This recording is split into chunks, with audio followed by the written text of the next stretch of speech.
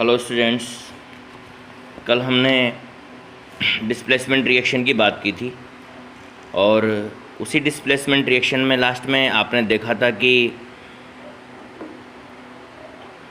जो डिस्प्लेसमेंट होता है वो डिपेंड करता है एक्टिविटी ऑफ एलिमेंट्स पे। और एक्टिविटी ऑफ एलिमेंट्स की जो जानकारी है हमें रिएक्टिविटी सीरीज़ से मिलती है। अब रिएक्टिव सीरीज़ क्या होती है, रिएक्टिविटी सीरीज़ क्या होती है, इसकी सिंपल सी डेफिनेशन है कि the arrangement in decreasing of the reactivity of decreasing order of their reactivity is known as reactivity series. यानी किसी भी इन एलिमेंट्स को जब आप उनकी रिएक्टिविटी के डिक्रीजिंग ऑर्डर में अरेंज करते हैं तो इससे जो सीरीज़ बनती है उसे हम रिएक्टिविटी सीरीज़ के नेम से जानते हैं। This reactivity series is made by the on the basis of displacement reaction. और इसी जो रिएक्टिविटी सीरीज़ है इसका जो फॉर्मेशन किया जाता है या इसको जो बनाया जाता है वो डिस्प्लेसमेंट रिएक्शन के बेसिस पे बनाया जाता है। The reactivity series of some metal is given in the table. Most reactive metal potassium, जो सबसे ज़्यादा रिएक्टिव मेटल है पोटेशियम है, उसको सबसे ऊपर की तरफ रखा गया है, place on the top. And the less reactive metal platinum, जो सबसे कम रिएक्टिव है उसको सबसे नीचे की तरफ रखा गया है। As we go down the series of chemical reactivity of the metal is decrease. यानी जैसे जैसे हम इस सीरीज़ में रिएक्टिविटी सीरीज में नीचे की तरफ जाते हैं तो इसकी मेटल की रिएक्टिविटी कम होती चली जाती है।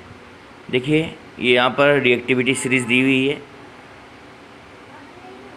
इस रिएक्टिविटी सीरीज़ से आप पता कर सकते हैं कि हाईएस्ट रिएक्टिव कौन है और लोएस्ट रिएक्टिव कौन है। इसके बाद में इसमें यहाँ सिल्वर है और इसके बाद यहाँ पर Au गोल्ड है और प्लेटिनम सबसे नीचे की तरफ यहाँ पर दिया हुआ है। ये यानी कि सबसे लेस रिएक्टिव जो है वो प्लेटिनम आएगा। तो इसी के बेसिस पर आपको डिस्प्लेसमेंट रिएक्शन ध्यान रखनी है। कई बार जो है जो क्वेश्चन आता है एग्ज़ाम में वो डिस्प्लेसमेंट का जो क्वेश्चन आता है वो थोड़ा सा घुमा के एग्जामिनर पूछ लेता है और उसमें लेस रिएक्टिव की रिएक्शन, जैसे इस तरह की कोई रिएक्शन वो दे देता है। यहाँ जैसे ये रिएक्शन दी हुई है FeSO4 + Cu दे दिया, और तो नॉर्मली आप क्या करेंगे, इसको डिस्प्लेस कर देंगे, Cu को इस जगह पे CuSO4 + Fe लिख देंगे, बट वो गलत हो जाएगा। यहाँ सही क्या होगा, आपको रिएक्टिविटी सीरीज़ के हिसाब से आप देखेंगे कि आयरन जो है वो कॉपर से ज़्यादा रिएक्टिव है, इस वजह से कॉपर आयरन को डिस्प्लेस नहीं कर पाता, इसलिए आपको यहाँ पर नो रिएक्शन लिखनी पड़ेगी। तो इस तरह के जब घुमाने वाले क्वेश्चंस आते हैं तो उसके अंदर नो रिएक्शन, जब वहाँ वो यही पूछना चाहता है कि आपको रिएक्टिविटी सीरीज़ की जानकारी है या नहीं है। आज हम बात करेंगे डबल डिस्प्लेसमेंट रिएक्शन की। डबल डिस्प्लेसमेंट, सिंगल डिस्प्लेसमेंट तो आपने देखा ही है कि दो एलिमेंट होते हैं, इसमें एक एलिमेंट, दो कंपाउंड होते हैं, उसमें कोई एक एलिमेंट जो है दूसरे कंपाउंड का कोई एलिमेंट है उसको डिस्प्लेस कर देता है। यहाँ पर ये जो डबल डिस्प्लेसमेंट होता है इसमें डिस्प्लेसमेंट जो होता है वो दो बार होता है। यानी दो कंपाउंड आप लेते हैं और वो दोनों कंपाउंड जो है एक दूसरे को डिस्प्लेस करने का काम करते हैं। दोनों कंपाउंड में कुछ न कुछ होता है जो एक दूसरे को डिस्प्लेस करने का। जैसे यहाँ पर एग्जांपल दिया हुआ है AB + CD, और ये डिस्प्लेसमेंट हो रहा है CB आ गया और AD आ गया। देखिए AB एक एलिमेंट है, इसकी रिएक्शन CD कोई दूसरे एलिमेंट से आप करवा रहे हैं, तो देखिए क्या होगा, ये A इसकी जगह पे जाएगा C की जगह पे, और C किसकी जगह पे आएगा, A की जगह पे आएगा। तो क्या प्रोडक्ट बनेगा आपका यहाँ पे, CB, और दूसरा प्रोडक्ट क्या बनेगा, AD। तो इस तरह से डबल डिस्प्लेसमेंट होता है, यानी एक्सचेंज ऑफ एलिमेंट होता है। ये एक कंपाउंड दूसरे कंपाउंड को अपने एलिमेंट, अब एक दूसरे को एलिमेंट का एक्सचेंज कर देते हैं। A इस जगह पे चला जाता है और C इस जगह पे आ जाता है, और इस तरह से नए प्रोडक्ट आपको मिल जाते हैं। इसमें सिंपल सा एग्जांपल है, sodium sulphate react with barium chloride. Sodium sulphate Na2SO4 होता है और ये बेरियम क्लोराइड होता है। देखिए यहाँ डिस्प्लेसमेंट हो रहा है इस जगह पे जा रहा है और Na इस जगह पे आ रहा है। तो Ba जब इस जगह पे जाएगा तो BaSO4 बनाएगा, और Na जब इस जगह पे जाएगा तो NaCl बनाएगा। और BaSO4 की PPT की फॉर्म में यहाँ है, प्रेसिपिटेट यहाँ पर बनेगा। इसी तरह से एग्जांपल और है, sodium chloride react with silver nitrate. Sodium chloride होता है ये AgNO3, सिल्वर नाइट्रेट होता है ये Ag, सोडियम को डिस्प्लेस करेगा और सोडियम इसकी जगह पे आ जाएगा, तो क्या बनेगा आपके AgCl और NaNO3। तो इस तरह से डिस्प्लेसमेंट रिएक्शन चलती है। इन रिएक्शन में देखिए हमेशा ये PPT बना, ऊपर भी PPT बना। इन रिएक्शन के अंदर हमेशा जनरली PPT का फॉर्मेशन होता है। तो इन रिएक्शन को हम, अगर आपसे पूछा जाए what is precipitation reaction, precipitate जहाँ पर बनता है उनको प्रेसिपिटेशन रिएक्शन कहते हैं। तो इन रिएक्शंस को, इन दोनों ये जो एग्जांपल दे रखे हैं, इनको हम प्रेसिपिटेशन रिएक्शन के नेम से भी जानते हैं। और भी कुछ एग्जांपल इसके दिए हुए हैं यहाँ पर। Copper sulphate react with sodium hydroxide, देखिए यहाँ पर भी डबल डिस्प्लेसमेंट हो रहा है। इसी तरह से silver nitrate react with potassium chloride, तो यहाँ पर भी डबल डिस्प्लेसमेंट हो रहा है। तो इनकी प्रैक्टिस आपको करनी है। इसी से रिलेटेड, डबल डिस्प्लेसमेंट से रिलेटेड ही न्यूट्रलाइजेशन रिएक्शन है। नेक्स्ट जो टॉपिक आपका आता है न्यूट्रलाइजेशन रिएक्शन। न्यूट्रलाइजेशन में न्यूट्रल बनता है, न्यूट्रल सब्सटेंस बनता है, और ये जो न्यूट्रल सब्सटेंस होता है यहाँ डिपेंड करता है एसिड और बेस पे। HCl एसिड होता है, हाइड्रोक्लोरिक एसिड आप जानते हैं, और CuSO4 एक बेस है। एसिड और बेस रिएक्ट करता है तो हमेशा सोल्ट बनता है, जो कि न्यूट्रल सब्सटेंस है। सोल्ट बनता है एंड वाटर बनता है, दोनों न्यूट्रल सब्सटेंस बनते हैं। तो एसिड एंड बेस जब रिएक्ट करते हैं तो हमेशा न्यूट्रल सब्सटेंस बनाते हैं। इसी को ही हम न्यूट्रलाइजेशन रिएक्शन कहते हैं। When the acid react with base to form salt and water, this is the known as neutralisation reaction. पहले भी अपन इसके बारे में कई बार बात कर चुके हैं। अब देखिए यहाँ डबल डिस्प्लेसमेंट कैसे है। कॉपर इसकी जगह पे आ रहा है और हाइड्रोजन इसकी जगह पे जा रहा है। तो कॉपर इसकी जगह पे आ रहा है तो कॉपर क्लोराइड बन रहा है, और ये इसकी जगह पे जा रहा है तो वाटर का फॉर्मेशन हो रहा है, HOH का फॉर्मेशन हो रहा है। तो इस तरह से ये भी जो है न्यूट्रलाइजेशन रिएक्शन है। इसी तरह से सल्फ्यूरिक एसिड का NaOH से रिएक्शन होती है। यहाँ पर भी डिस्प्लेसमेंट होता है, सोडियम इस जगह पे जाता है और हाइड्रोजन इस जगह पे आ जाता है, और क्या बनता है Na2SO4 और H2SO। अब देखिए ये कंपाउंड जो बन रहे हैं आपको पता ही होगा, ये जो कंपाउंड बनते हैं ये वैलेंसी के हिसाब से बनते हैं। आप थोड़ा सा भूल गए हो तो मैं रिवाइज़ करवा देता हूँ आपको कि कैसे वैलेंसी के हिसाब से जो नए कंपाउंड बनते हैं। हमेशा HCl react with copper hydroxide CuOH। अब देखिए कॉपर इस जगह पे जाएगा हाइड्रोजन की जगह पे, और ये इस जगह पे आएगा, यानी कि कॉपर जो है वो रिएक्ट करेगा किससे, Cl से रिएक्ट करेगा।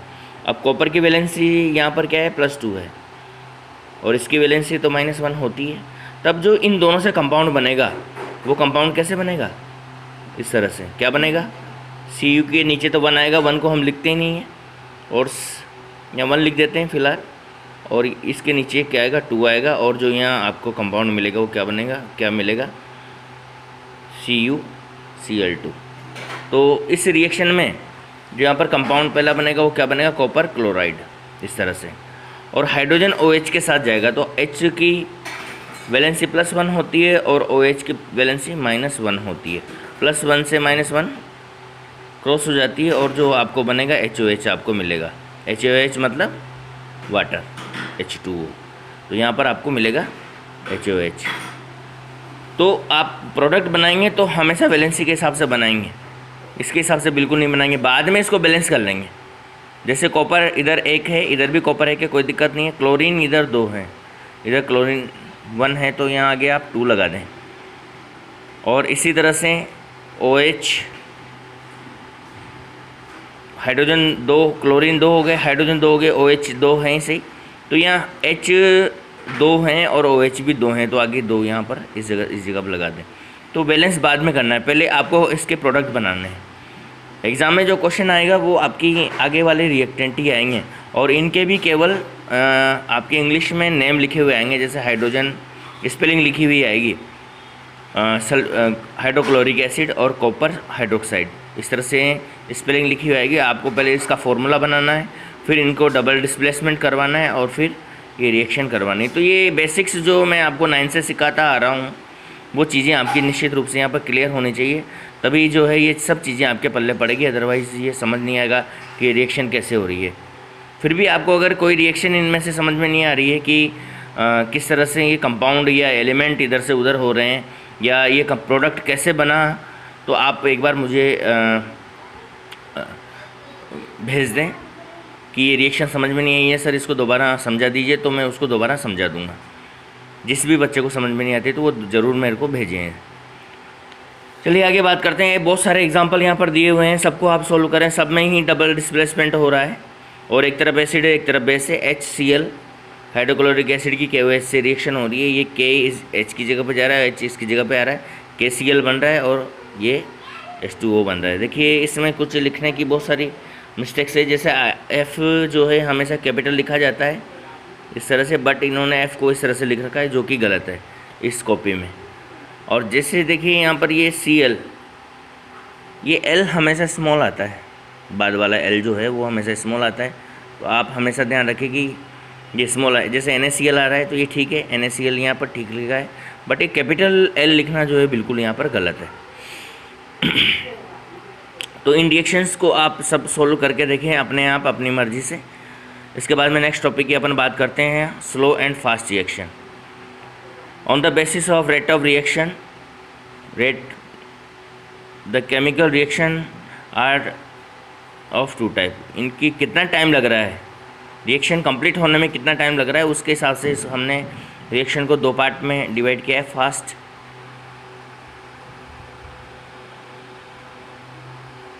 Fast reaction and slow reaction. पहले हम फास्ट रिएक्शन की बात करेंगे। फास्ट रिएक्शन जो 1 सेकंड के भी बहुत छोटे हिस्से में कंप्लीट हो जाती है, उन रिएक्शंस को हम जनरली फास्ट रिएक्शन कहते हैं, यानी कि उनका जो कंप्लीट होने का टाइम है उसको हम नॉर्मल वे में मेज़र नहीं कर पाते हैं, मेजरमेंट उसका नहीं कर पाते हैं, तो ऐसे such reactions are known as fast reaction.